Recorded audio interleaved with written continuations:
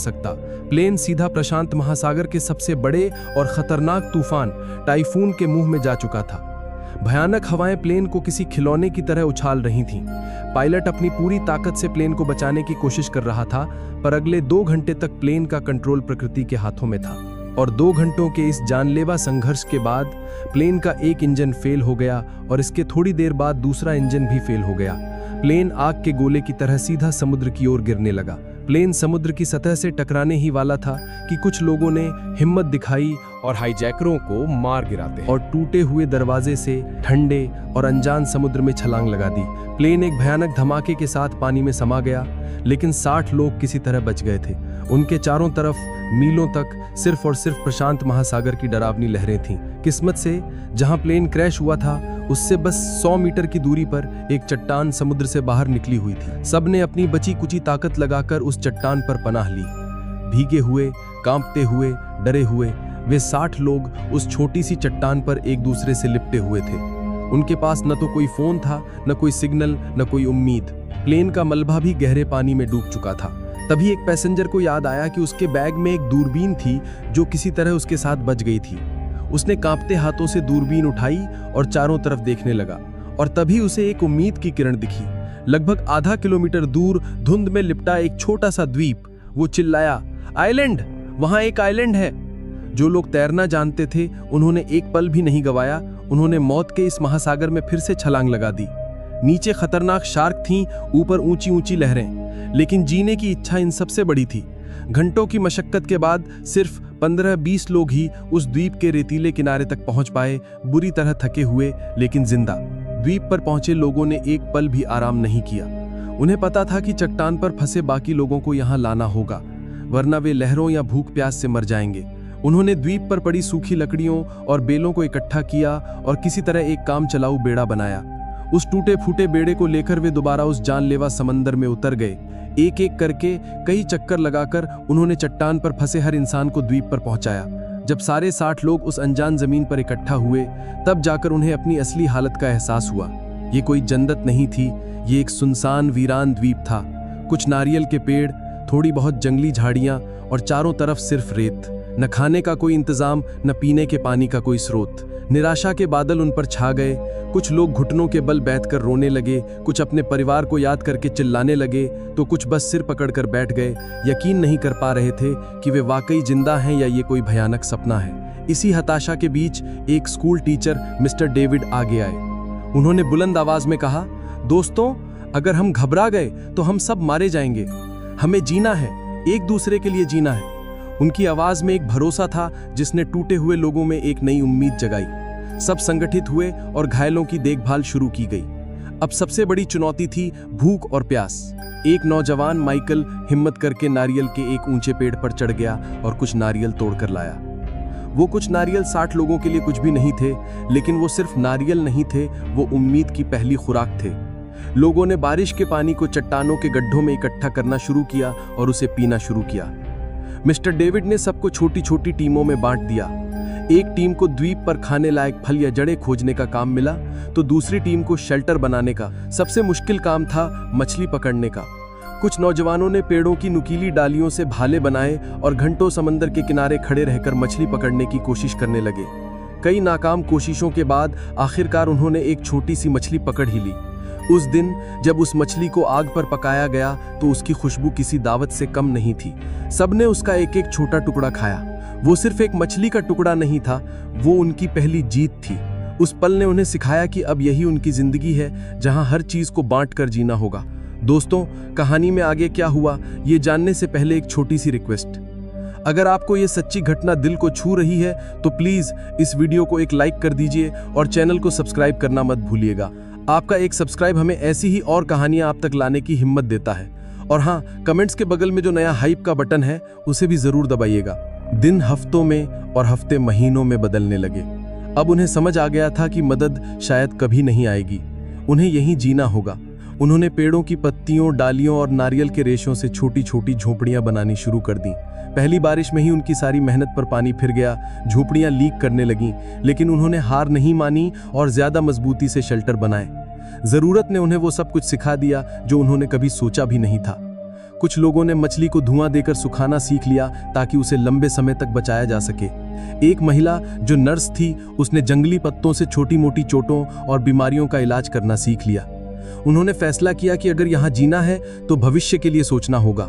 उन्होंने नारियल के बीजों को द्वीप के चारों तरफ बोना शुरू किया, जंगली पौधों की कलमों को लगाना शुरू किया। उन्होंने समंदर के किनारे रेत पर नारियल के पेड़ों को गिराकर एक बहुत बड़ा हेल्प लिखा, इस उम्मीद में कि शायद कोई हवाई जहाज इसे देख ले। एक दिन दूर आसमान में एक जहाज दिखा भी।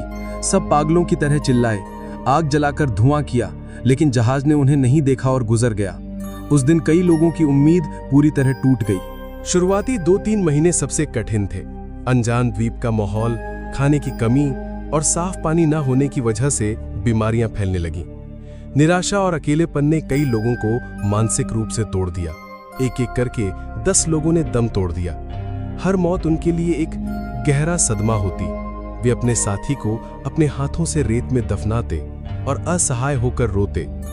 अब वो 60 से 50 रह गए थे।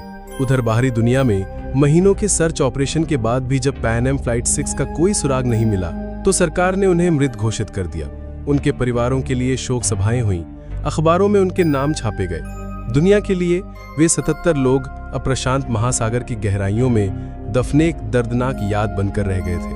उन्हें नहीं पता था कि उनमें से 50 लोग अभी भी एक अनजान द्वीप पर हर दिन मौत से लड़ रहे थे, इस उम्मीद में कि कोई उन्हें बचाने आएगा। लेकिन दुनिया उन्हें भुला चुकी थी। ये उनके संघर्ष का सबसे काला अध्याय था, जब उन्हें लगा कि वे अब हमेशा के लिए यहीं फंस गए हैं। 2 साल बीत चुकी थे, जिंदगी अब एक ढर्रे पर आ गई थी। उन्होंने जीना सीख लिया था। और फिर उस वीरान द्वीप पर एक चमत्कार हुआ। एक महिला ने एक स्वस्थ बच्ची को जन्म दिया। उस बच्ची की पहली किलकारी ने पूरे द्वीप के माहौल को बदल दिया। जहां अब तक सिर्फ मौत और निराशा थी, वहां अब जिंदगी का संगीत गूंज रहा था। हर कोई उस नन्ही जान को देखने आया। उनकी आंखों में आंसू थे, लेकिन इस बार ये आंसू खुशी के थे। उस बच्ची ने सबको जीने की एक नई वजह दे दी। वो सिर्फ एक बच्ची नहीं थी, वो इस बात का सबूत थी कि सबसे मुश्किल हालातों में भी जिंदगी हार नहीं मानती। वो उनकी उम्मीद की नई मशाल थी। लोगों ने उस दिन को एक त्योहार की तरह मनाया, क्योंकि 2 साल बाद मौत पर जिंदगी की जीत हुई थी। अब उन्हें सिर्फ खुद के लिए नहीं, बल्कि इस नई पीढ़ी के लिए भी जीना था और इस द्वीप को एक बेहतर जगह बनाना था। देखते देखते 10 साल गुजर गए। द्वीप पर अब जिंदगी का एक सिस्टम बन चुका था। मिस्टर डेविड ने बच्चों के लिए एक छोटा सा स्कूल खोल दिया था, जहां वे उन्हें पढ़ना, लिखना और दुनिया के बारे में बताते थे। उस दुनिया के बारे में जिसे इन बच्चों ने कभी देखा ही नहीं था। सबने अपने अपने काम बांट लिए थे। कुछ लोग मछली पकड़ते, कुछ खेती करते, कुछ बच्चों की देखभाल करते। उन्होंने अपने मनोबल को बनाए रखने के लिए प्लेन क्रैश की बरसी को सर्वाइवल डे के रूप में मनाना शुरू कर दिया। उस दिन वे गाना गाते, कहानियां सुनाते और उन साथियों को याद करते जो अब उनके साथ नहीं थे। इन 10 सालों में द्वीप पर 5 और बच्चों का जन्म हुआ, लेकिन इस दौरान बीमारियों और हादसों में 7 और बड़े लोग अपनी जान गंवा चुके थे। अब द्वीप की कुल आबादी बच्चों को मिलाकर 48 थी। एक दिन फिर वही हुआ। आसमान में एक प्लेन की गूंज सुनाई दी। सब फिर से दौड़े, फिर से चिल्लाए, लेकिन नतीजा वही रहा। प्लेन उन्हें बिना देखे गुजर गया। बार बार मिलती निराशा ने अब उन्हें तोड़ना बंद कर दिया था। शायद उन्होंने इसे ही अपनी किस्मत मान लिया था। पूरे 13 साल बीत चुके थे।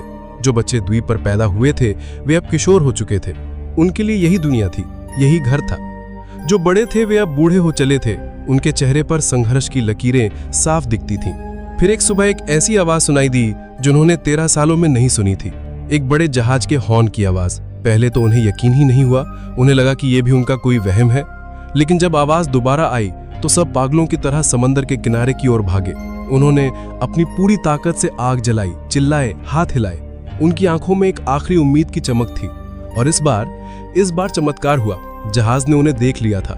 जहाज रुका और उनसे कुछ दूर लंगर डाल दिया। उस पल को शब्दों में बयां नहीं किया जा सकता। 48 लोग एक दूसरे को पकड़कर रो रहे थे, हंस रहे थे, चिल्ला रहे थे। 13 साल का लंबा भयानक इंतजार खत्म हो गया था। जब रेस्क्यू टीम नाव से द्वीप पर पहुंची तो उनकी आंखों में भी आंसू थे। वे उन लोगों को देख रहे थे जिन्हें दुनिया मरा हुआ मान चुकी थी। जब वे 48 लोग वापस शहर लौटे तो दुनिया हैरान रह गई। वे अब पहले जैसे इंसान नहीं थे। शहर की चकाचौंध, गाड़ियां, इमारतें, सब कुछ उन्हें अजीब लग रहा था। उनकी कहानी किसी को भी यकीन नहीं हो रही थी जब तक कि एक सर्वाइवर की डायरी सामने नहीं आई। उस डायरी में 13 साल का हर एक दिन, हर एक संघर्ष और हर एक मौत और हर एक जन्म का हिसाब लिखा हुआ था। जब मीडिया ने उस डायरी के पन्नों को दुनिया के सामने रखा तो हर कोई रो पड़ा। ये इंसान के हौसले, हिम्मत और जीने की जिद की एक अविश्वसनीय दास्तां थी। इस सच्ची घटना पर बाद में एक किताब भी लिखी गई जिसका नाम था the lost survivors of flight 6, 13 years on the island. ये कहानी आज भी हमें सिखाती है कि उम्मीद की एक छोटी सी किरण भी सबसे घने अंधेरे को चीर सकती है और इंसान का हौसला हर मुश्किल से बड़ा होता है। दोस्तों, आपको इन 48 सर्वाइवर्स की ये दिल दहला देने वाली कहानी कैसी लगी? क्या आप कल्पना कर सकते हैं कि 13 साल एक वीरान द्वीप पर बिताना कैसा होता होगा? अपनी राय नीचे कमेंट्स में जरूर बताइएगा। आपके कमेंट्स पढ़ के हमें बहुत अच्छा लगता है।